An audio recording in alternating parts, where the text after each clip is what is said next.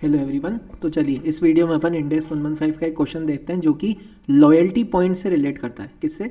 Loyalty point से।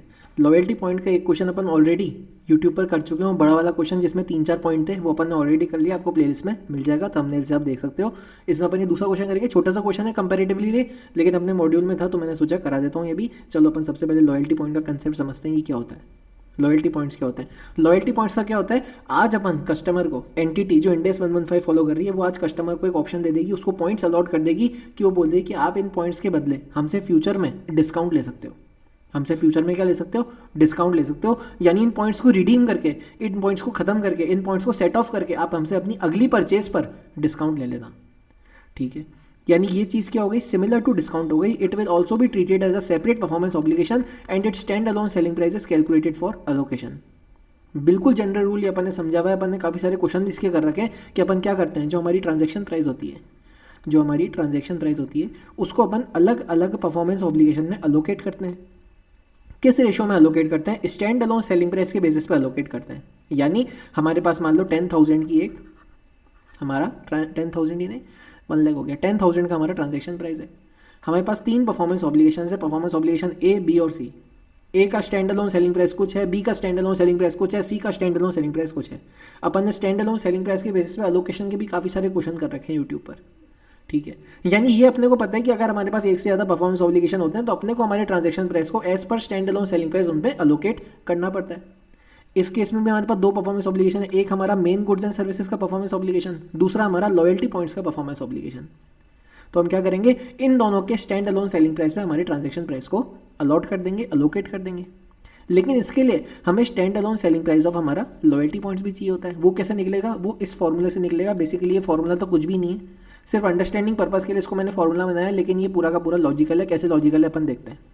Cell amount on which points are there, यानी उस सेल पर, जिस सेल पर अपने को पॉइंट अलॉट हो रहे हैं, मान लो कि वो सेल, मैं इसको यहाँ पे हटाता हूँ, अपन एग्जाम्पल से यहीं पे समझ लेते हैं कि मैं आपको क्या कहना चाह रहा हूँ। ठीक है, एक सेकेंड, ये यहाँ से हट जाएगा। ठीक है, मान लो कि आज कस्टमर जो परचेज कर रहा है अपनी एंटिटी से, वो 1 लाख की परचेज कर रहा है। इस परचेज पे उसको लॉयल्टी पॉइंट्स मिल रहे हैं, यानी sale amount on which points are there, ये हमारी सेल हो गई, divided by per unit sale. मान के चलो कि अपने को क्वेश्चन में कहा कि आपको 10 लॉयल्टी पॉइंट्स मिलेंगे फॉर एवरी ₹500 सेल। मान लो अपने को क्वेश्चन में बोला कि आपको 10 लॉयल्टी पॉइंट्स मिलेंगे फॉर एवरी ₹500 सेल। तो पर यूनिट सेल का मतलब यहाँ पे क्या जाएगा? ₹500। यानी हमारे पास इससे क्या चाहिए कि नंबर ऑफ सेल्स, कि भाई हर 500 की सेल्स पे आपको ₹10 मिल रहे हैं। तो हमारे पास 500 की कितनी सेल्स हो गई? 1 लाख डिवाइडेड बाय 500। 200 टाइम्स हमारी 500 की सेल हो रही है, 200 टाइम्स हमारी 500 की सेल हो रही है into number of point per unit of sale. एक unit of number of points per unit of sale, यानी एक यूनिट पर, यानी ₹500 पर कितने पॉइंट मिल रहे हैं? अपने एग्जाम्पल के हिसाब से साहब 5-10 पॉइंट मिल रहे हैं। क्वेश्चन क्या बोलेगा, कंडीशन क्या बोलेगी? 10 points allotted, 10 customer is allotted 10 points for every ₹500 sale. ठीक है, अपने को 10 पॉइंट मिल रहे हैं into value of 1 point. Let suppose एक पॉइंट की वैल्यू है ₹0.5 into percentage of point that will be discounted in future expected by the entity. Entity क्या एक्सपेक्ट कर रही है? मान लो एंटिटी बोल के चल रही है कि 70% ही रिडीम होंगे, तो अपन क्या कर देंगे, इनको 70% से मल्टीप्लाई कर देंगे। तो ये क्या आ गई? हमारी स्टैंड अलोन सेलिंग प्राइस आ गई। क्या आ गई? Stand alone selling price of loyalty points. भाई ना तो सारे के सारे कस्टमर ऐसा होगा कि कोई नहीं है, ना ऐसा होगा कि सारे आ जाए, हाँ कुछ आएंगे कुछ नहीं आएंगे। तो कुछ का एस्टीमेट एंटिटी क्या मानती है? 70% आएंगे साहब। तो ये अपनी क्या आ गई? Stand alone selling price of loyalty point. अपन क्या करेंगे, जो हमारा टोटल ट्रांजैक्शन प्राइस है उसको अपन हमारे मेन परफॉर्मेंस ऑब्लिगेशन में और लॉयल्टी पॉइंट्स के परफॉर्मेंस ऑब्लिगेशन में अलोकेट कर देंगे। Amount allocated to royalty point will be transfer to deposit liability. और वो रेवेन्यू में कब रिकॉग्नाइज हो जाएगा? जब अपन लॉयल्टी पॉइंट्स को रिडीम कर लेंगे, जब कस्टमर रिडीम कर लेगा, सॉरी। यानी अभी के लिए अपन लॉयल्टी पॉइंट्स से रिलेटेड रेवेन्यू को, लॉयल्टी पॉइंट्स से रिलेटेड अलोकेटेड रेवेन्यू को अपन अभी के लिए डिपॉजिट लाइबिलिटी में डाल देंगे। फ्यूचर में जब वो पॉइंट्स रिडीम होंगे, अब अपन उसके हिसाब से उसको रेवेन्यू में ट्रांसफर कर देंगे। focus of how many points are discounted and redeemed and remain undiscounted because estimation percentage will be applied on only those points which are expected to be discounted, that is total minus undiscounted at the time of redemption. इस question में अपने को redemption का point treat नहीं करना है, सिर्फ अपने को इतना बताना है कि अलोकेट कितना हो रहा है परफॉर्मेंस ऑब्लिगेशन, इसलिए ये पॉइंट तो इस क्वेश्चन के लिए महत्वपूर्ण नहीं है, लेकिन अपन ने इस पॉइंट से रिलेटेड बहुत अच्छा क्वेश्चन अपन ने ऑलरेडी कर रखा है जो मैं आपको रेफरेंस दे रहा हूँ, उसमें बहुत अच्छा एप्लीकेशन है इस पॉइंट का, मैंने आपको बताया भी है कि ये पॉइंट ध्यान से रखना, ध्यान से पढ़ना, ध्यान से याद रखना क्यों जरूरी है, क्योंकि अपन जब रिडीम करते हैं पॉइंट्स को तो अपन टोटल माइनस अनडिस्काउंटेड पे एक्सपेक्टेशन परसेंटेज अप्लाई करते हैं। यानी मान लो कि हमारे जो टोटल पॉइंट्स हैं मान लो 10 लाख हैं, 10 लाख टोटल पॉइंट्स, एंटिटी मान के चलती है कि जो अनडिस्काउंटेड रह जाएंगे पॉइंट्स वो 18 लाख रह जाएंगे। ये वही वाला एग्जांपल है जो अपन ने क्वेश्चन में डिस्कस किया था, मेरे को फिगर याद था इसलिए मैं आपको यही बता रहा हूँ कि 10 लाख में से मान लो 1 करोड़ पॉइंट्स हैं, 1 करोड़ में से 18 लाख एंटिटी कह रही है कि अनडिस्काउंटेड ही रहेंगे। यानी अपन जो एक्सपेक्टेशन परसेंटेज अप्लाई करेंगे 70% की, जो 70% की हमारी एक्सपेक्टेशन परसेंट है वो किस पे अप्लाई करेंगे, रिडेम्पशन करते वक्त। बहुत ध्यान से पढ़ना है पॉइंट, बहुत इंपॉर्टेंट है ये पॉइंट क्वेश्चन सॉल्व करने के लिए कि रिडेम्पशन करते वक्त अपन जब पॉइंट्स को रिडीम करेंगे तब अपन जो एस्टिमेशन अमाउंट परसेंटेज लगाएंगे वो किस पे लगाएंगे, टोटल माइनस अनडिस्काउंटेड पे लगाएंगे, टोटल माइनस अनडिस्काउंटेड पे लगाएंगे। यानी 1 करोड़ माइनस 18 लाख इंटू 70% करेंगे। ये पॉइंट में इसका एप्लीकेशन नहीं है, तो आप अभी इस वीडियो के लिए इस चीज़ को इग्नोर कर सकते हो। हाँ, आपको ये पॉइंट की एप्लीकेशन अच्छे से समझनी है, इसकी और इसकी, ये वाले 2 पॉइंट की एप्लीकेशन आपको अच्छे से समझनी है, तो आप वो वाला वीडियो जरूर देखना जिसमें मैंने बड़ा वाला क्वेश्चन करा रखा है। उसमें शायद के लिमिटेड कोई डिपार्टमेंटल स्टोर है, इस तरह का क्वेश्चन है, आपको थंबनेल से सबको समझ में आ जाएगा। मैंने थंबनेल में लिख रखा है लॉयल्टी पॉइंट्स, ठीक है।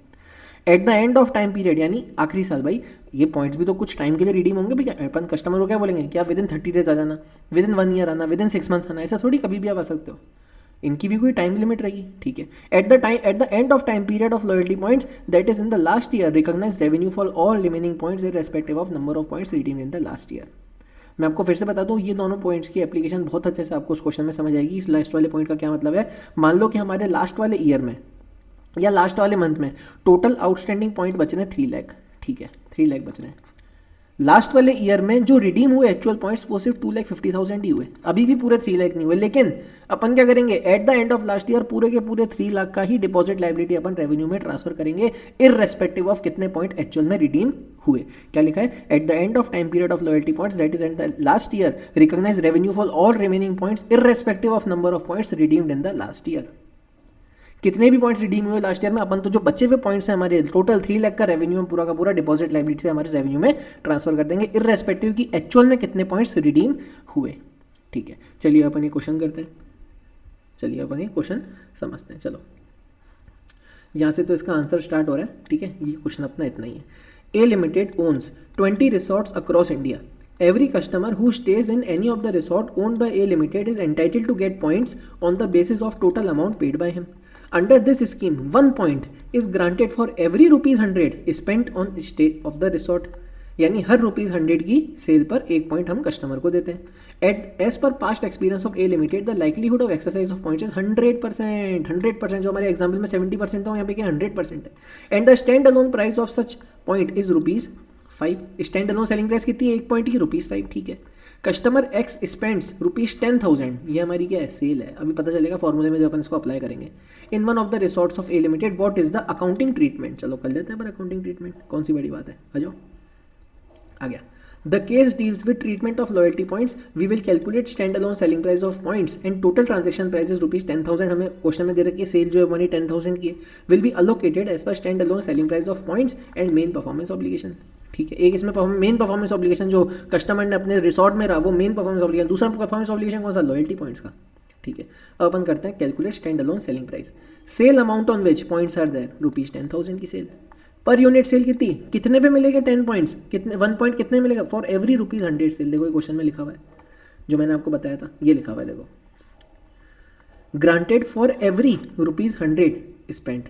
भाई स्पेंड कौन करेगा, कस्टमर करेगा, यानी हमें हर ₹100 की सेल पर, हर ₹100 की सेल पर कस्टमर को 1 पॉइंट देना है। तो पर यूनिट सेल में कितना अमाउंट आ जाएगा, ₹100 आ गया।